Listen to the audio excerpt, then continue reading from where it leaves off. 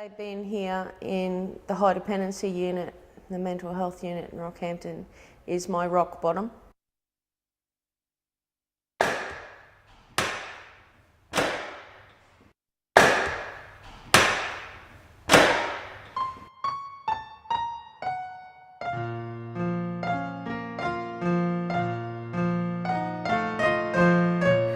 I was born in a small country town in outback New South Wales called Cobar. It's actually the back of Burke, so you don't get any more outback than that. My mother was the youngest of 7 kids, and the family had been out there for almost 100 years. My grandfather built the road out there. Family history of bipolar. Mum was the youngest of 7 kids and one of her sisters, looking back on it now, obviously had bipolar, but back then and growing up we were always just told that she had bad nerves. Out of those 7 children, myself and 2 other cousins have bipolar, all of the girls actually, for some reason. I think the aim of this DVD is to bring the experience of being a patient, of being a consumer of mental health services, make that realistic for students in a way that they can actually get inside, I guess, to some degree, can get inside the experiences of a person who uses mental health services and experiences both the positive and negative aspects of that service. I think that gives an opportunity for what is written in textbooks to become real, to be about somebody who's actually experienced that, not an actor playing someone who's experienced that, but someone who's actually experienced that themselves, who knows what it's like, who knows what it felt like for them. And I think it's a fantastic opportunity to engage the broader community into what that experience is like. Obviously, in this case, we're particularly interested in nursing education, but I think the relevance of this opportunity of telling this story goes far beyond nursing. It involves other health professionals and members of the community to have a better idea of what it feels like to be a person who accesses mental health services. Well, Belinda's been treated in our unit, in this unit twice, and more in 3C, which is our old unit. But from my experience with Belinda, very, very frustrated, very angry, very challenging. Almost could be described as unreasonable sometimes when we're trying to do things. Very, very, in a nursing world, demanding and not considerate of her own needs as well as our needs. So it's a very volatile situation where we're all trying to provide safety for each other, and it can get very, very challenging for us. Nobody told me anything. Nobody told me what they were giving me. Nobody told me anything. And I was just, all of a sudden, I was just thrust into this world of well, I was locked in a psychiatric unit. Like, I was unwell. You couldn't leave. You had no say in what medications you had. I was so medicated. I had all of these involuntary movements, and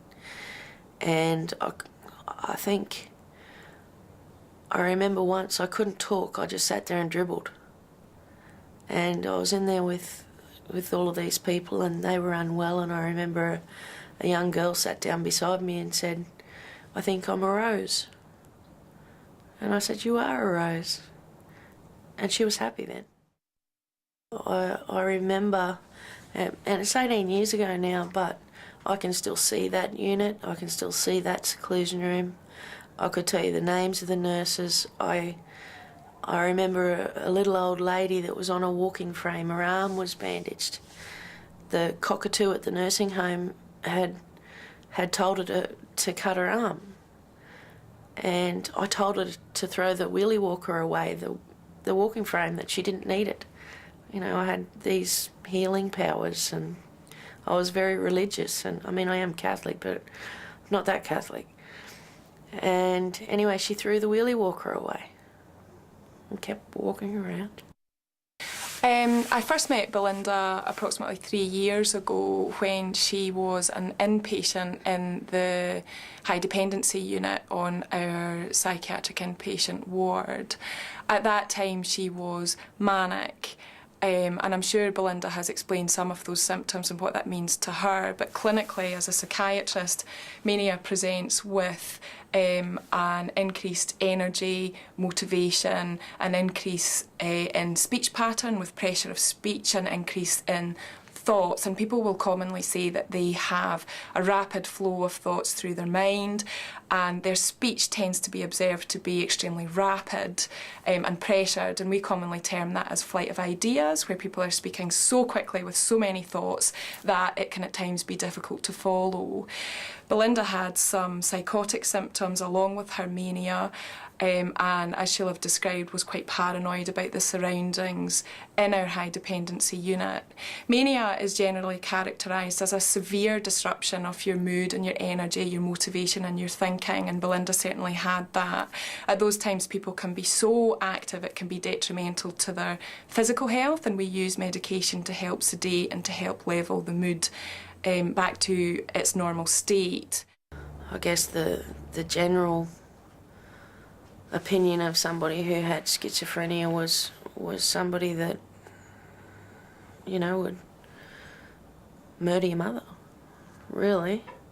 The only thing you've seen on people with schizophrenia was on movies and on TV, and you know, it was all negative. For me, just the word itself, schizophrenia, just sounds scary. Bipolar disorder itself is, the bipolar mood disorders are characterised by distinct elevations in mood, so that they present with an elevation of mood and also usually with depressive disorder also, and that can either occur independently at different times, or it can occur together, with what we call a mixed affective state. The lifetime prevalence in the general population for the whole spectrum of bipolar disorder is approximately 6%.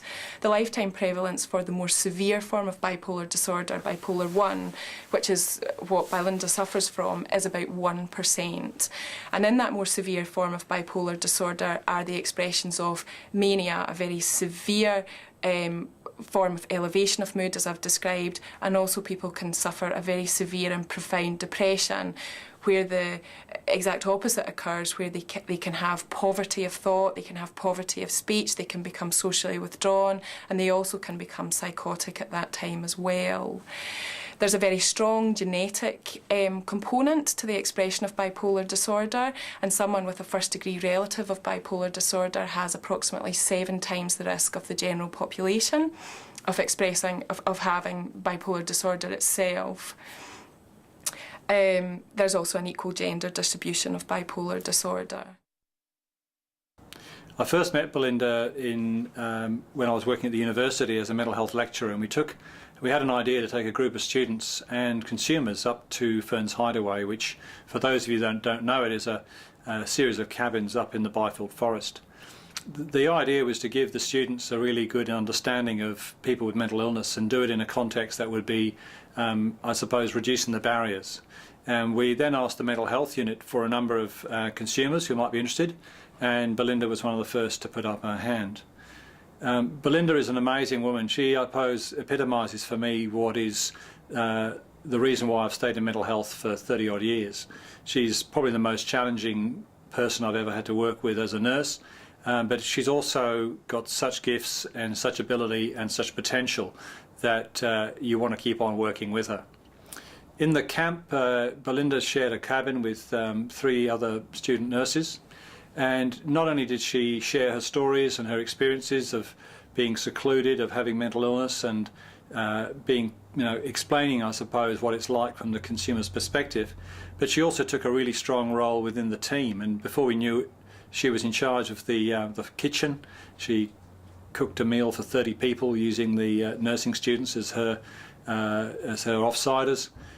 She just energised the whole camp, and I suppose led the way in showing that it's okay to talk about your experiences, it's okay to share the fact that you have a mental illness, and to do that in a way that just meant so much for the students.